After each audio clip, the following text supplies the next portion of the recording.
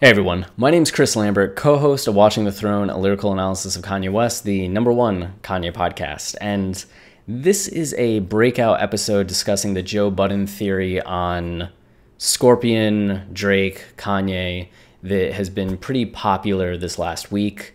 I'm smiling right now because I've recorded this video twice, and both times I forgot to plug in my mic, so had no audio. The first time was 30 minutes, and the second time I got to 14 minutes before being like, fuck. So I'm just so happy that this time I have the fucking mic plugged in. Oh man. So the theory that Joe put forth has become really popular. There are a lot of articles on it. I saw a lot of people on social media and Reddit praising the theory and saying that Joe really cracked this. And one of the things in reading the articles, I didn't see anybody really going through the whole thing, just a few bits and pieces here and there. And I didn't see anybody fact-checking a lot of what Joe was saying. And in fact-checking him and looking for the actual, I guess, proof of what he's saying, or just looking at what he's saying and seeing if it lines up with reality, I think he's off base. I agree on the whole that these tracks are about Kanye, that Drake is taking shots at Kanye, but what Joe's theory implies, and the basis for that theory seems to come from a misreading of some things, not having all of the facts straight on it, and making some assumptions based off that false foundation. And then I'm pretty sure that Joe and Rory just fucking hate Kanye. So a lot of their perspective on the situation is two people that don't respect Kanye, would imagine that Drake hates Kanye for a long time, and put things through that perspective. And they make it sound really good because they're confident speakers, they have a lot of authority and respect of their listeners, but I don't think it's as sound as what people may initially think. So let's get into that. The first thing that Joe starts talking about is Duppy freestyle. And he says that the situation leading up to Duppy freestyle, which this is his theory, is that Drake showed up to Kanye and was like, hey, here's this music I'm working on. I'm going to release the album in June. Like, what do you think of this? What do you think of this? And just sharing shit how artists do. And then he went away for a little bit and came back and saw that Kanye had a whole bunch of people in the room and was working on things. And that now Kanye was going to release these albums on his own in June. And that it was kind of a way of Kanye trying to steal Drake's thunder, trying to steal the spotlight from Drake, trying to fuck Drake over. That he took ideas from Drake, took the release date from Drake, and was really trying to just overshadow him and bully him out. And that Drake, realizing this, was just like, yo, fuck this guy, what the fuck, and got out of there and dropped Duppy freestyle as a response to that. And he says that you can tell that because it's almost all about Kanye, the whole thing's about Kanye, and he just mentions Push at the very end. When you look at Duppy freestyle, that's clearly not the case and what's going on. You look at how it starts and the structure of it and where it progresses, and the first thing that it opens with is, so if you rebuke me for working with someone else on a couple of verses, what do you really think of the guy that's making your beats? This is clearly talking to Push, and that's because right before this came out, and what this is a response to, which is what Rory brings up, Push had Infrared on Daytona, which is just a straight up Drake diss, telling Drake, or saying that Drake doesn't write his own stuff, and being really harsh on Drake about that. And Drake opens up responding to those claims, saying, if you're calling me out, what about the hypocrisy of the fact that the guy that helped you, that is your mentor that you work with, has done the same thing with me, that I've written for him, I've helped him. It's not so much a shot at Kanye as it is pointing out the hypocrisy of what Pusha T is saying. And there's a little, I mean, of course it's taking shots at Kanye revealing that, but that's not the main focus. It's calling out the hypocrisy of Push and undermining what Push said. And I get why he would take those shots at Kanye, because you think you're friends with the guy, and then he not only let somebody on his label put out this song, but helped produce this song. I get why Drake would be upset. I get Kanye thinking like, well, that's between you two. I'm just helping make music, and, you know, you two can have your own free thoughts with each other, and I'll still be friends with both of you. And Drake's kind of like, yo, fuck that. Fuck all of you. And a very classic part of beef in rap and these diss tracks is attacking labels, attacking the crew. And that's one of the things that Drake then goes into, because Pusha isn't just an artist on good music, Pusha is the president of good music. So that label is not only Kanye's thing, it's Kanye and Pusha's thing, it's Pusha's reputation as much as Kanye. So for Drake to attack the crew that they're part of is just kind of typical rap stuff. Yes, that does do some damage, I guess, to Kanye, or has some flack for Kanye, but it's also about Push and addressed towards Push, and getting into some of that drama within the group and the group dynamics. And then this whole part from here down is specifically just about Push. So it goes from the hypocrisy of Push's verse to Drake just shitting on the people that Push and Kanye work with and their crew, and then addressing Push all throughout the end of the verse. It's not entirely about Kanye in the way that Joe puts forth, meaning that Joe's kind of foundation for his theory is off base from the get-go. That Drake didn't come back and immediately write this diss because Kanye was biting off of him. He wrote this diss because Pusha released a diss track on Drake, and that's what he was doing. So that's the first major point that Joe makes that seems to be coming from an incorrect place. Maybe there's some truth to it. We know that Drake was there. We know that Drake probably did share music with Kanye. We know that Kanye has said that he's scared of Drake, that Drake pushes him, but we also know that Kanye and Drake have known each other since 2008, 2009. They've been friendly with no discernible beef between them. They've hung out a lot. They've worked together a lot. They've co-branded things together. So, I mean, Joe put forth at one point that Drake has hated Kanye for a long time. And the only reason that he went to work on Ye is because that's what you do. When you're at that level, you kind of have to work together, which I don't know where that perspective is coming from. I don't think you see Eminem working with Jay-Z because they're both at that level and have to work together. I mean, Drake doesn't need Kanye. Kanye doesn't need Drake, I don't think. Some would probably argue otherwise.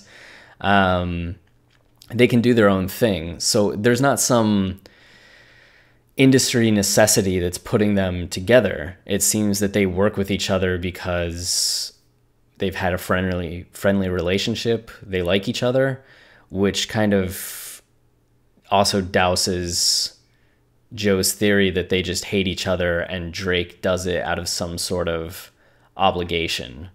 But the next main thing that Joe puts forth is somehow that 8 out of 10, parts of 8 out of 10 and parts of Emotionless line up to create that song.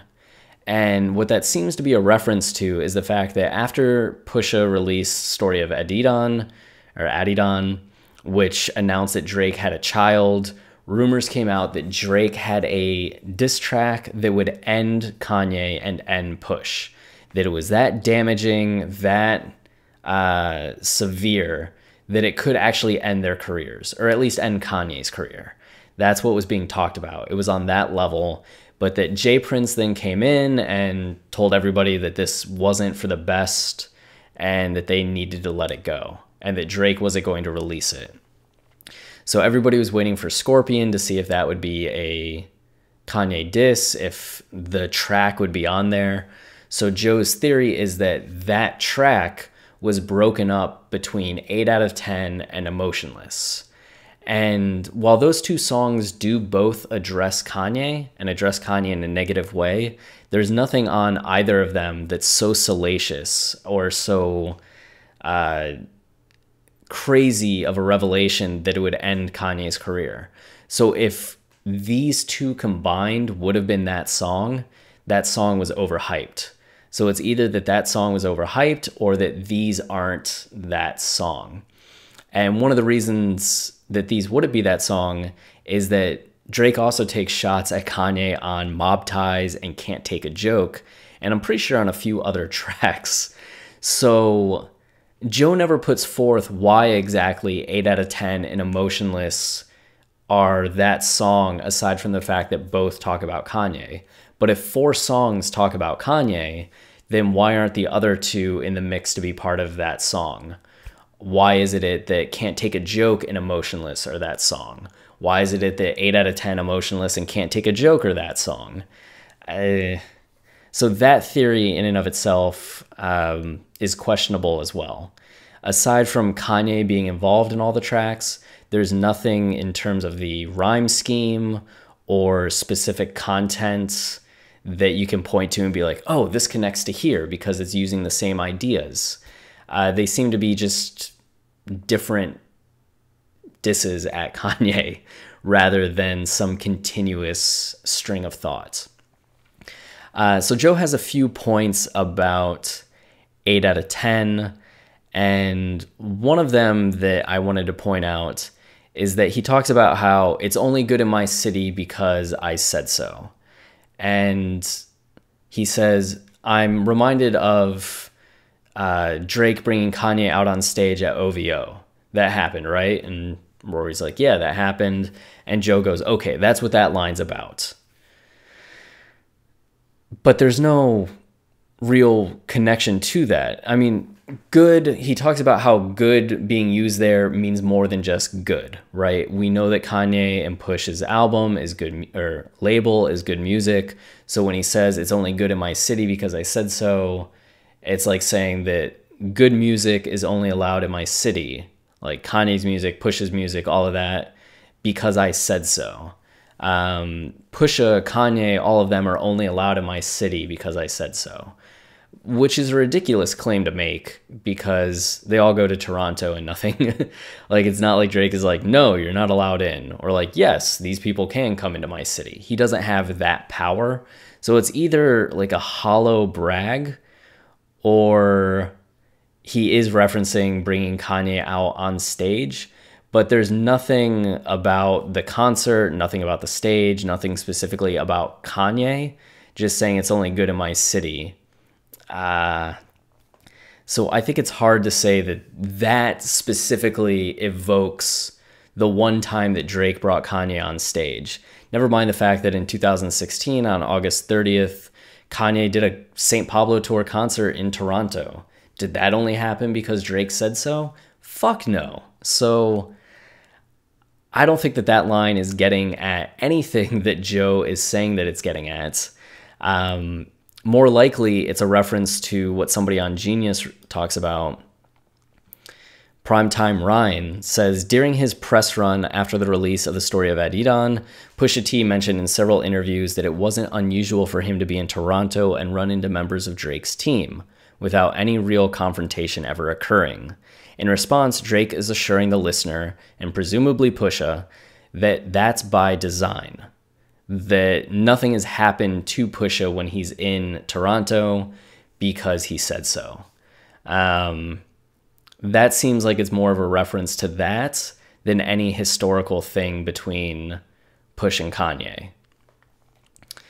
The other thing that Joe talks about is on this bridge that there's a brand switch going on in some way, that, and he doesn't really get into it more than saying that luck and owls go together and that it's a brand switch. And owls are symbolic for luck. That's true. So I guess luck is on your side would be, I guess, saying that there's a brand switch between Drake and Kanye and good music, that Kanye is now the owl. But more likely what's going on is the fact that I've settled into my role as the good guy is in reference to Drake having worked with Kanye before, which gets at the whole intro to this. If shit was at an 8, we like to. If shit was at an 8, we like to make it a 10, which I would say is a low-key statement that the songs that he worked on with Kanye were 8s before, and when Drake got to them, they became a 10. It's that he's elevating things to the next level, making tracks that were just okay, great. To that end, he's settled into his role as the good guy. He's the guy behind good music. He's the guy that's made good music great. He's the guy that good music goes to. He's now the good guy. I guess luck is on your side then, because OVO's symbol is the owl. He's just saying OVO is on your side. The owl's on your side. I'm on your side. All 7s, no 6s, rest easy, get some shut-eye, which is just a reference to the fact that Kanye's Wyoming releases all had 7 tracks, but none of them featured Drake, right? Or the Toronto crew, which would seem to contradict, I guess, luck is on your side. So maybe my reading of that isn't correct, or maybe Drake was just contradicting himself, but I think that's what's going on there, and is, I guess, a better explanation than what Joe offered up on it. And then we get into Emotionless, which Joe says is the second part of what would have been that track, or that song. So don't link me, don't hit me when you hear this, and tell me your favorite song. Don't tell me how you knew it would be like this all along. I know the truth is you won't love me until I'm gone, and even then the thing that comes after is moving on. So the first part clearly about Kanye. This seems like filler. I can't even capture the feeling I had at first meeting all my heroes, like seeing how magic works. The people I look up to are going from bad to worse. They're acting out of character even when they rehearse. I agree with Joe. These are all about Kanye. And that the last part ends up getting about Kanye as well. Iconic duos rip and split at the seams. Good-hearted people are taking it to the extremes, which seems to be Kanye losing with Jay-Z or losing Jay-Z. And Joe surmises that good-hearted people is Pusha T, who people generally like. And Pusha really did take it to the extreme with Story of Adidon. But there's nothing in here that's really that devastating. It's just Drake saying that, like, I used to idolize Kanye, and then I saw how he works, and I don't idolize him anymore, which is kind of in line with what J. Cole said on False Prophets, counter to what a lot of other people have said about working with Kanye and being part of Kanye's crew. So you have people that are critical. You have people that I think continue to drink the Kool-Aid. I think Drake's position is probably accurate from his point of view. He probably is disenfranchised with Kanye at this point. But there's nothing about that that's necessarily objectively terrifying for Kanye as a reveal. Like Pusha revealing that Drake had a kid, or Tupac saying that he fucked Biggie's wife. Like, those are extreme revelations. This is just like, hey, I'm disappointed in you. Okay. So, and again, the only thing connecting this to 8 out of 10 is they're both about Kanye. But Emotionless comes before 8 out of 10. So is it, according to Joe's theory, that this verse would come first and the 8 out of 10 comes second? But he talks about 8 out of 10 first and then goes to Emotionless, but never really connects them in terms of being about that song or how they're that devastating to Kanye. They're just showing that Drake is upset with Kanye, which makes sense to me, but doesn't seem to be part of some grander narrative that Joe was putting forth. And then he talks a little bit about the Best I Ever Had video and how that created tension between Drake and Kanye. I don't know if Joe knows something that I don't. He obviously has more connections, so maybe that insight is what he's drawing on. But he says that Drake was upset with the Best I Ever Had video, which is a video that Kanye directed. The video was controversial when it came out, as the song was really popular, so people were excited about the video. And in the video, it's Drake coaching a women's basketball team. And the women's basketball team, it's just these women with huge breasts and skimpy outfits.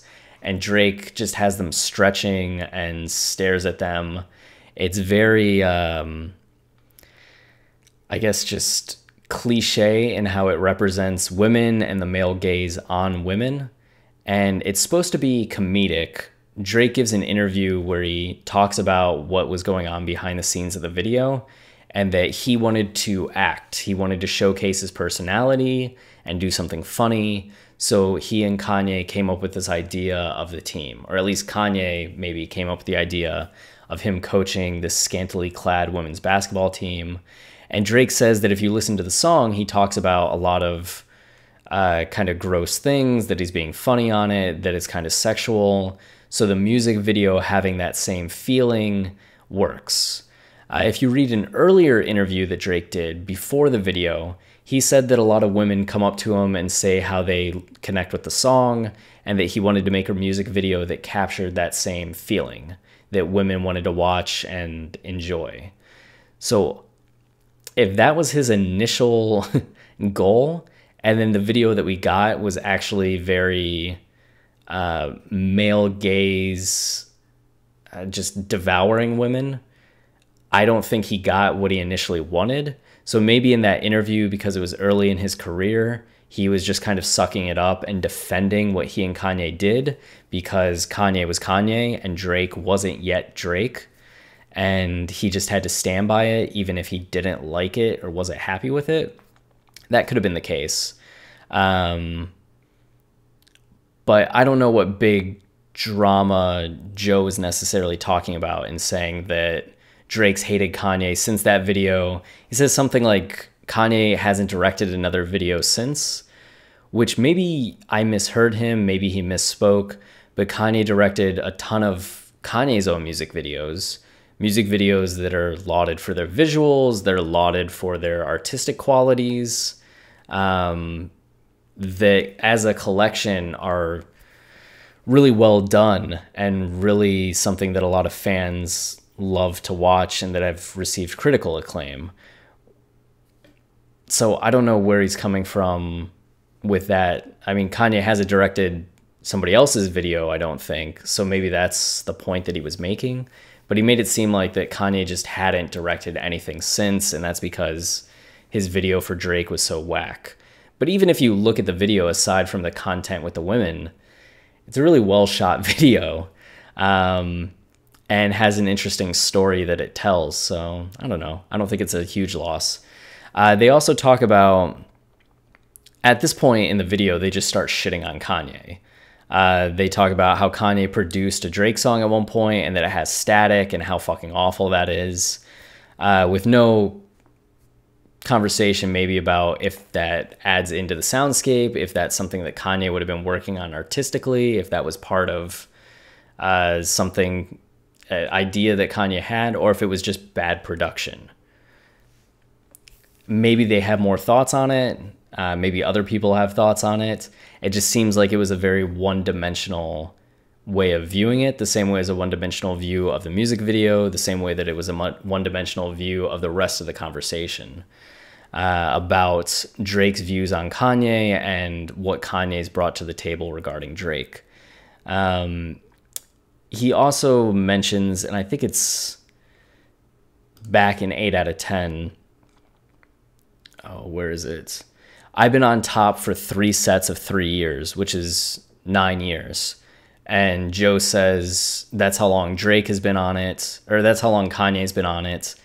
But Kanye came out with a College Dropout in 2004, not 2009.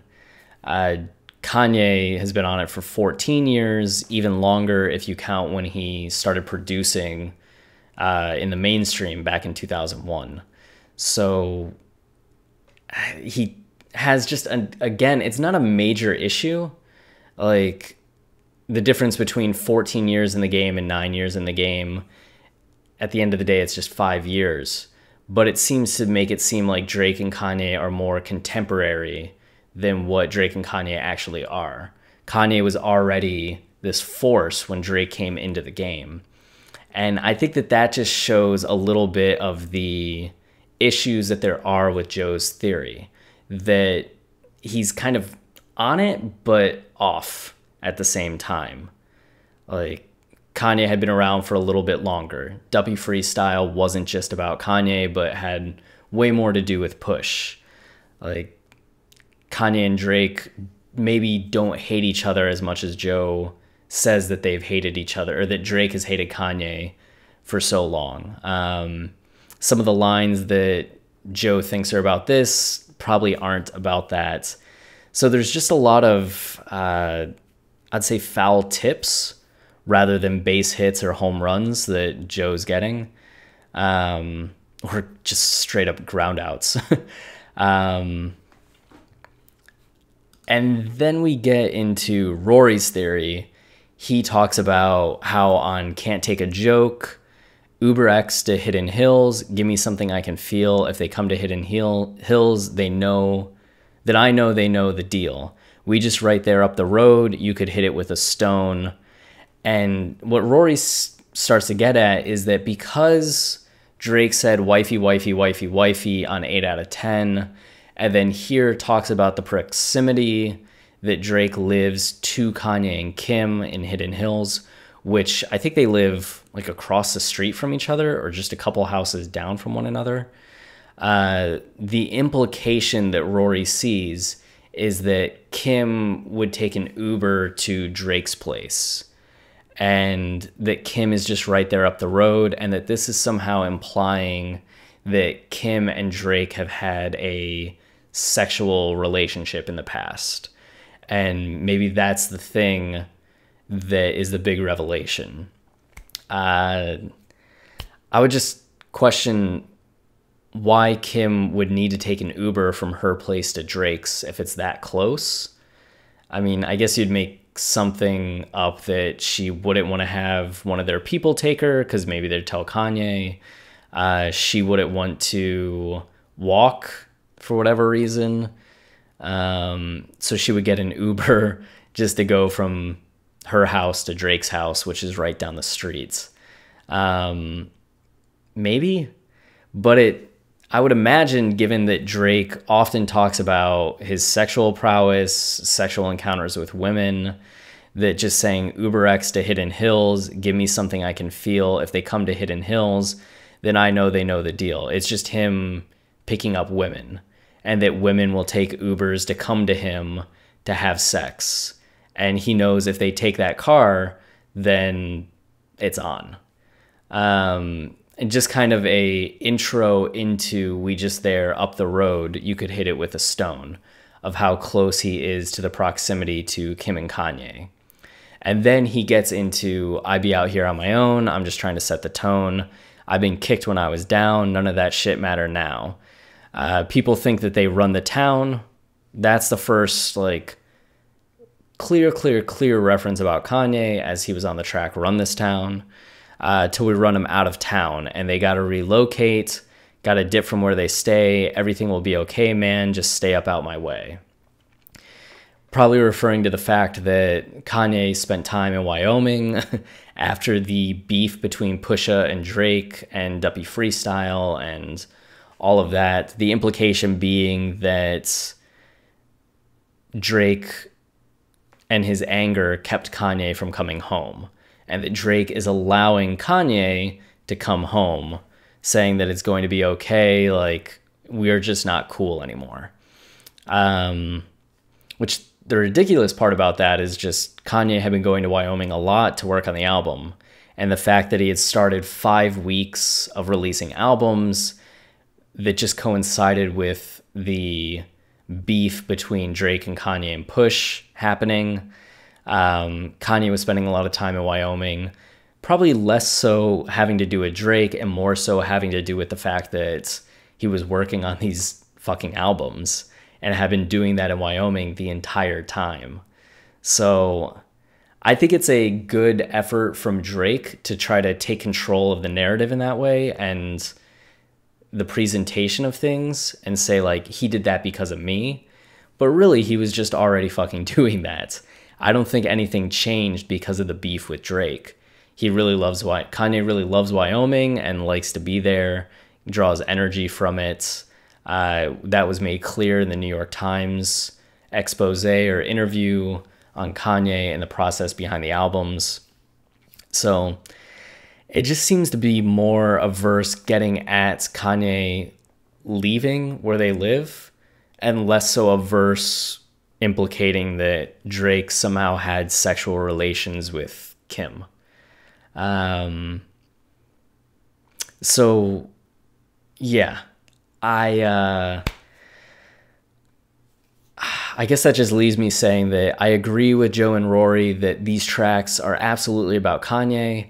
I just really think that their negative opinion on Kanye and kind of half-baked connections between lines and concepts that they have don't justify the attention that their theory has been getting or validate any of the things that they say. On our podcast, people will say, like, oh, that's reaching. And one of those things just happened the other day in the fact that on the song No Mistakes, Kanye references a old school song. It's called Children Get Together.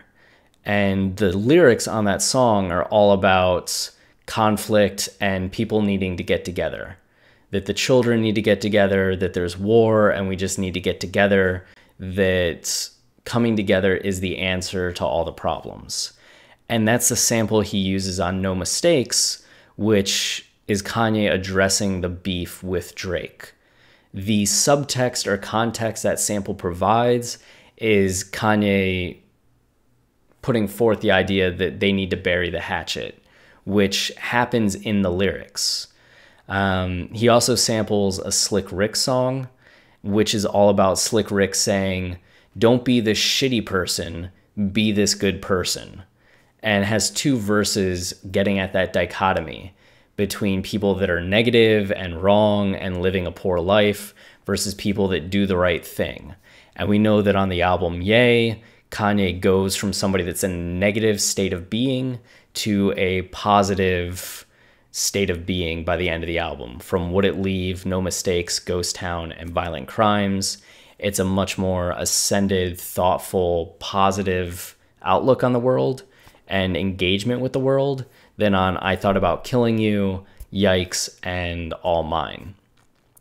So people were saying that are connecting the sample that Kanye used and the lyrical content of the sample with the content from the song was a reach. But that's a really standard thing for artists to do, have allusions and references that bring in larger context. Artists do it like in painting all the time. Composers would do it. Poets do it. Television shows and movies do it. It's a little harder to do in a novel as there's so much happening in a novel, but it happens in novels as well. So this isn't any strange thing that Kanye is doing. And yet people were saying that that's a reach just because they think any kind of, I guess, connection between two things could be a reach. I would argue that what Joe and Rory were putting forth are actual reaches in the fact that they're based on stray connections rather than looking at a lot of the details that add up and support one another, which is something that I just kind of described with that sample, that the sample matches the lyrical content and it also matches with how the narrative and character development on the album have gone. Having those things in mind, it makes sense that the sample would support the message, and knowing that that's a common technique that artists will use, and the fact that Kanye has done that on a ton of other songs as far back as All Falls Down and as recent as using Designer on Father Stretch My Hands Part 2 and a bunch of other samples on The Life of Pablo. So that's how you make the argument in a proper way. What Joe and Rory did, on the grander scheme, yes, they have that this is about Kanye because it connects to this and it connects to this. These songs are all about Kanye, so this first part is all about Kanye. All of that makes sense, but when they start getting into the finer details of their theory, you're losing a lot of the foundation that you need for those things to not be reaches and to be actual legitimate, what's the word?